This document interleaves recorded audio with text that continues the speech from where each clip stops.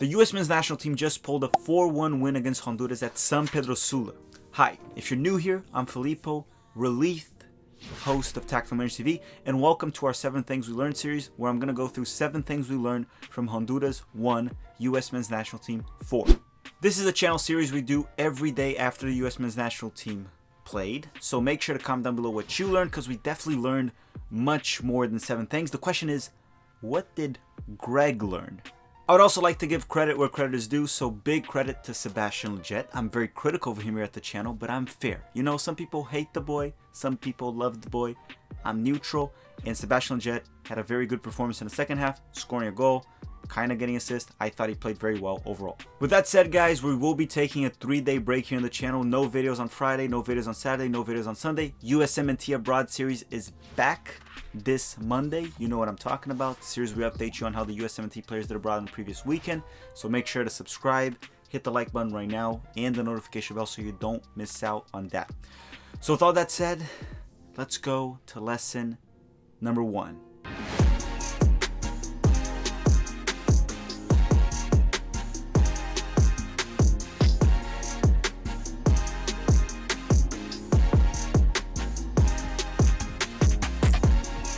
Lesson number 1 that we learned last night for U.S. men's national team versus Honduras, or even like right now, it's like 3 a.m. that I'm recording this, is depth will play a key role. And we talked about this a long time ago here in the channel. On the preview, we talked about on the predictions, depth will play a key role. And it showed again this time. The U.S. men's national team was able to win this in the second half due to our bench. We have more quality in the bench when compared to Honduras.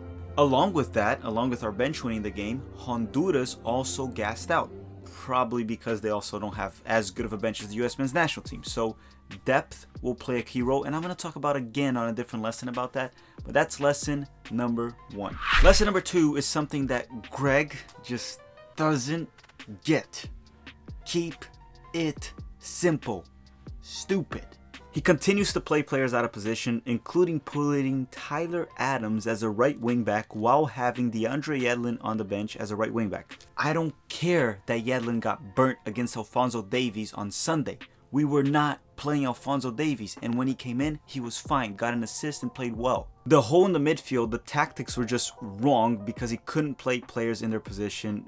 And honestly, the goal, there is a lot of blame on Brooks, probably more than Greg, but tactically, our players kept drifting wide. There were 2 midfielders, Catrachos and James Sands. They kept drifting wide to cover the wingbacks, and that forced John Brooks to come to the middle to fill in that gap.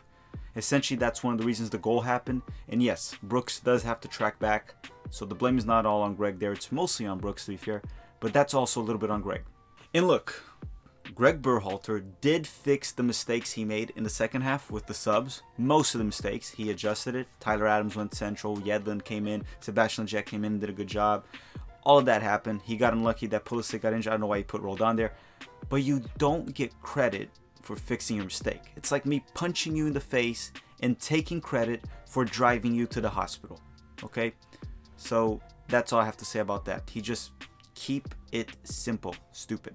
So coming into this camp, in the field, right? Not talking about the coach. In the field, we had 2 positions that we needed to figure it out. And these 2 positions were the center forward and the left back.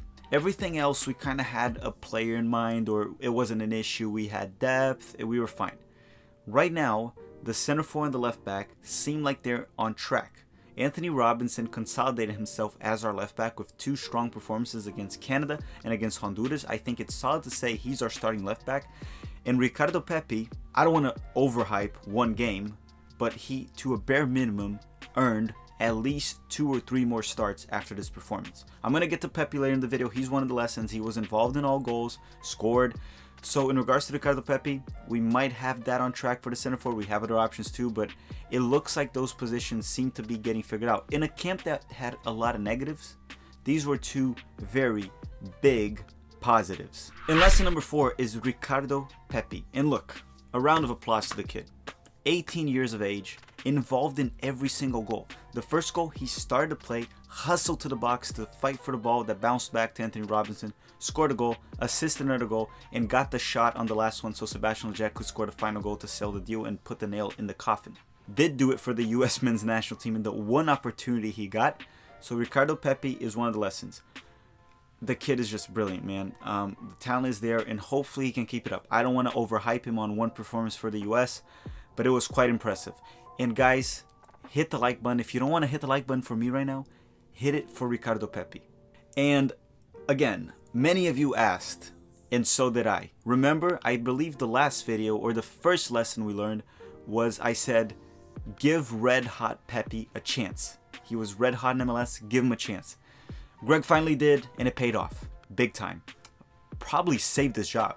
Lesson number 5 is still in the center forward position, and it's Josh Sargent, and it's becoming more and more, it's becoming harder to defend Sargent starting. So right now, I actually think Sargent lost the right to start. That right now belongs to Ricardo Pepe. And after Pepe, I think Hoppy's ahead of him now to at least get a chance. Do I think Sargent should not be in the roster? I think he should absolutely be in the roster. I just wouldn't start him for now. We need to try other guys. He'll get more opportunities. Let's see him figure it out in the Premier League. But right now, one of the lessons is Sargent can't start for us for now. Another weak performance from Sargent against Honduras. Guys, let's just be honest. I'm not ready to give up on a 21-year-old, but not starting. Let's give it a break right now. Keep calling him up, Greg. Don't quit on him. Don't start him. Lesson number 6 is a quick one, and hopefully Greg learned this, right? More than us. We need a bigger roster. Injuries, suspensions like Weston McKennie, all these issues. If you can bring more guys, bring 30 guys. Have extra players. We had injuries, and that's going to happen. Hopefully Greg learned this. We need a bigger roster. So he brought 26. That was reduced to 25 once Timothy Weah got injured. Hopefully for the next one, he keeps it between 28 to 30, which gives him a nice little cushion right there in case there's a couple injuries. Hopefully there's no more injuries, but hopefully Greg learned this lesson. Lesson number 7, and you better hit the like button for this one. Lesson number 7 is we will make it to Qatar 2022.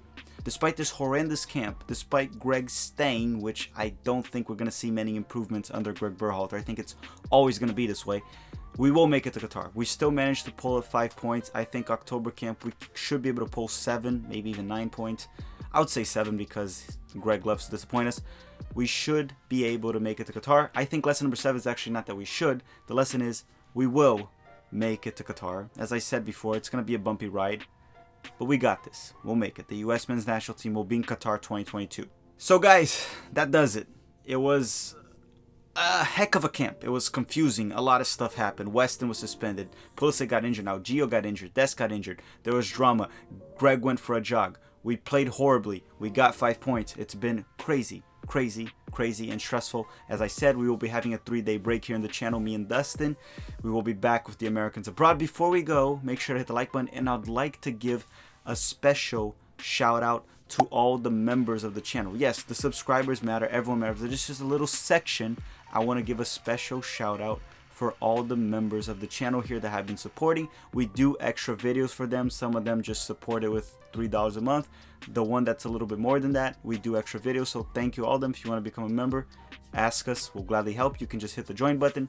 So look, I want to thank you all very much for watching. Before we go, don't forget to comment what you learned. Don't forget, me and Dustin do read through the comments, and we learn a lot from you. Hit that like button. Thank you for watching. We move, and hey, we might have a special guest this month, and it's not Pedro Parker. Thank you for watching. Have a great day.